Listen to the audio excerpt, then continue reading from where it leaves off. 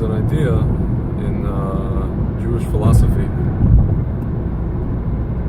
that when you see something that, logically speaking, doesn't add up,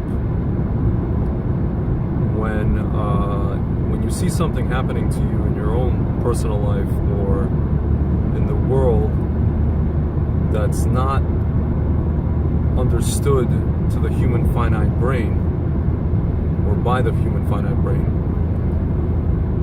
the answer is that it's a clear sign from Hashem that this is Hashem doing this. Meaning, we understand that Hashem does everything, that, there's a concept called Ein Od Milvado, there's nothing but Hashem, everything is from Him. But when there's something happening in the world and in your life that when at face value this doesn't make any sense. Why would this happen? Why would these people do this? Why would this person do that? Why would this occur here? When something is like either a low percentage or something is kind of like, it looks to be normal and ends up being not normal, or it starts out normal, ends up being a disaster, and all things pointed to the fact that it shouldn't have been a disaster. Or when certain people do something that's completely out of character and contradicts everything that they believe, you start to wonder, okay, that doesn't make any sense. But at the same time, we understand in Judaism, that's our sages wrote that's a clear sign that this is Hashem doing this. I'm referring to something that happened recently in Jerusalem, specifically at the Kotel, or in our government of Israel that pertained to the Kotel, where it was ruled that members of Reform and conservative congregations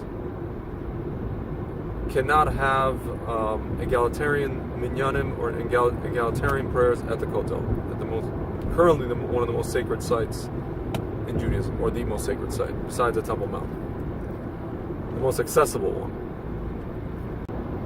Jewish groups in North America, mainly the conservative and the Reform, which are actually very, very prominent and very strong, quite numerous and influential, financially influential and culturally influential in the United States, they got up in arms over this. And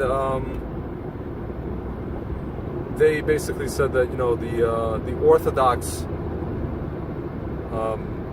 denomination, especially in Israel, is trying to rule with an iron fist, and that they should be allowed access. And the funny part is that in Israel itself, these movements are not very influential. You only got about 20,000 people in Israel that are part of the Reform and Conservative movement. Israelis and immigrants, mostly it's actually immigrants from the United States and North America, other parts of North America, maybe Germany. The funny part is, here's what doesn't make sense, is that, well, it's not so funny actually, is that the people that are part of these congregations are actually the same people, and I won't mention the organizations, but these are the same people that are pushing for Israel to somehow concede to or somehow figure out a two-state solution with the Arabs.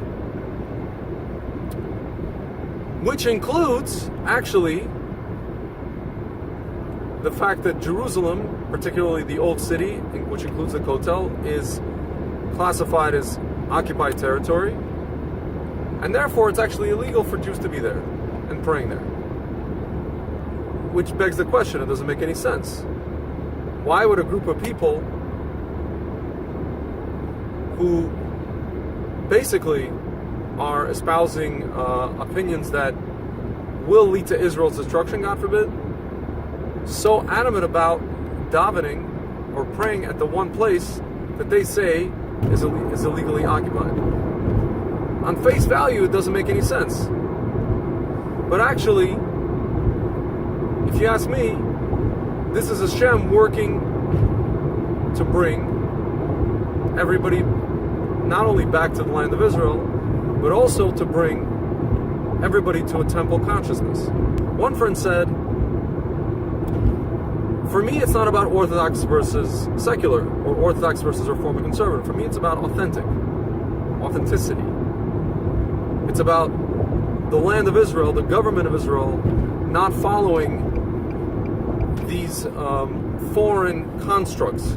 Orthodoxy, Reform, Conservative, these are all foreign constructs. These do not represent authentic Judaism. These are constructs that were created in the diaspora so that the Jewish people could survive. In the beginning, they were kind of like, they didn't deviate much from each other.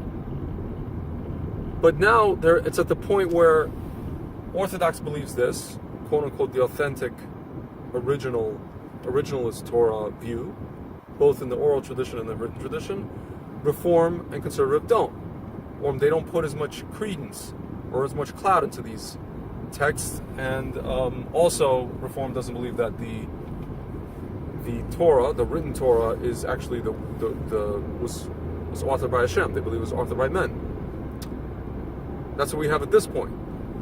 But at the end of the day, these are all foreign constructs.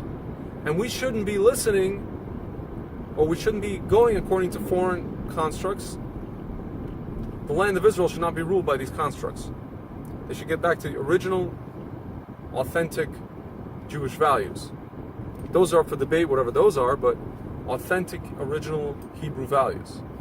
Not only that, we had people in the government, the Israeli government, say, listen, to the reform movements, you're okay to have your opinion, but if you want to have an opinion that affects change in the country, maybe pick up and make aliyah. Move to Israel, get into politics, go into the Knesset, and you can do whatever you want. Pay taxes.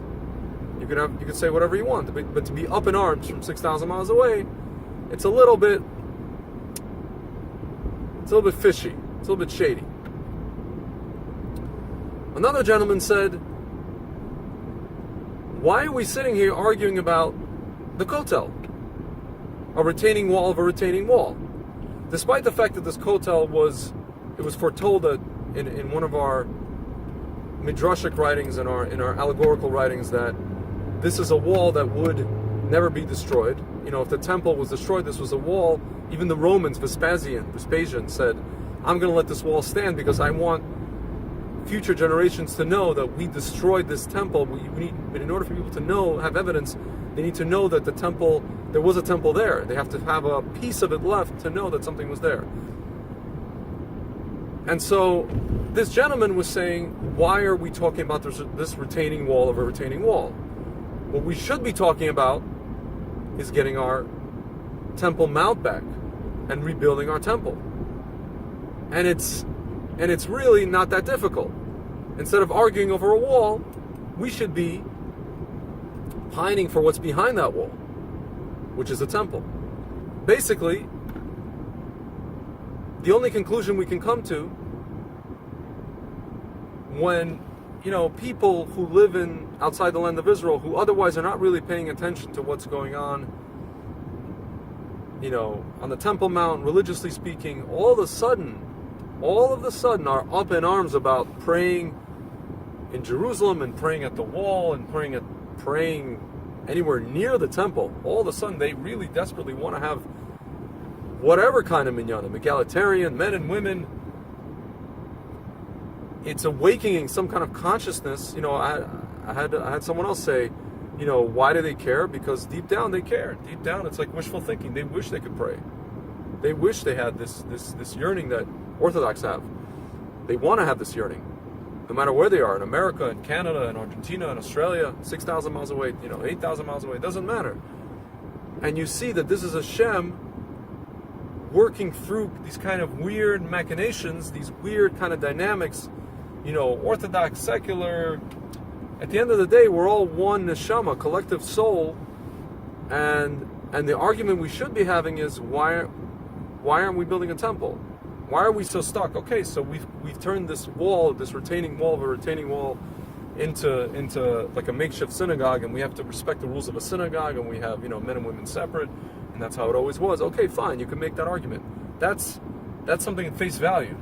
That's something that we could see here, right here before our eyes. But if you look deeper into what is the reason this is all happening, why is the UJA and I don't know, Hebrew Union College and Reform and Conservative, NIFTY, and other organizations in the United States up in arms about not being able to daven at the Kotel, a place that, if they had their way, we would have a two-state solution and the Kotel wouldn't be ours anymore. Or before the 1967 war, if you heard Reform talking, they said, we don't even need Israel. It was only after 1967 that this war of self-defense was thrust upon us, that in a miracle we took back,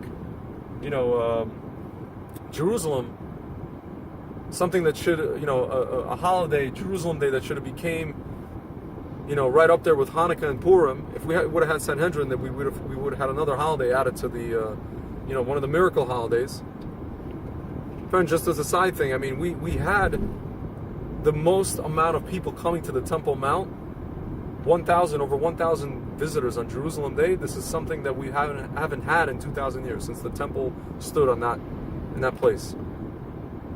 And so now we're getting to a place in our nation where we have a temple consciousness, and Hashem is using these kind of strange events, or strange kind of, you can call them scandals or debates, to awaken our consciousness about this place. Otherwise, we're just going to continue to sit, in America, in the diaspora. We're going to continue to have, these inauthentic kind of mindsets and lifestyles and communities. We're just gonna be asleep. And Hashem can wake us up in a myriad of different ways. He can wake us up through war, God forbid. He can wake us up through tragedy, through, God forbid, even Holocaust, God forbid. He can wake us up in many ways. Or he can have us start a debate. We can start a debate over who can pray, how we should pray. And I, for one, think it's great. I, for one, think it's great that Reform and Conservative are finally waking up to something that's happening in Israel, where they're not just sitting on the sidelines and saying, well, we're just comfortable here in America, we're going to continue to have our, diaspora congregations and our, we want to be Americans with a Jewish Mosaic persuasion, just like the Germans were, Jews in Germany were Germans from the Mosaic persuasion, when we all know how that turned out.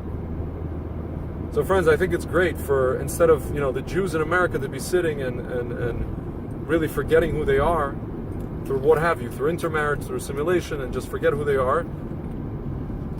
And instead, I think something like this will serve to wake them up. And even if there is a debate, who's wrong, who's right, that's not the issue here.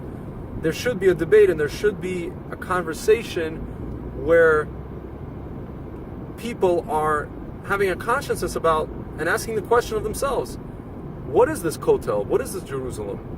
Maybe it's not occupied territory. Maybe it's ours. It is ours. Not only that, is this really about just the Kotel? Maybe we should be having a conversation about the Temple Mount. What's behind the Kotel? What's really important here?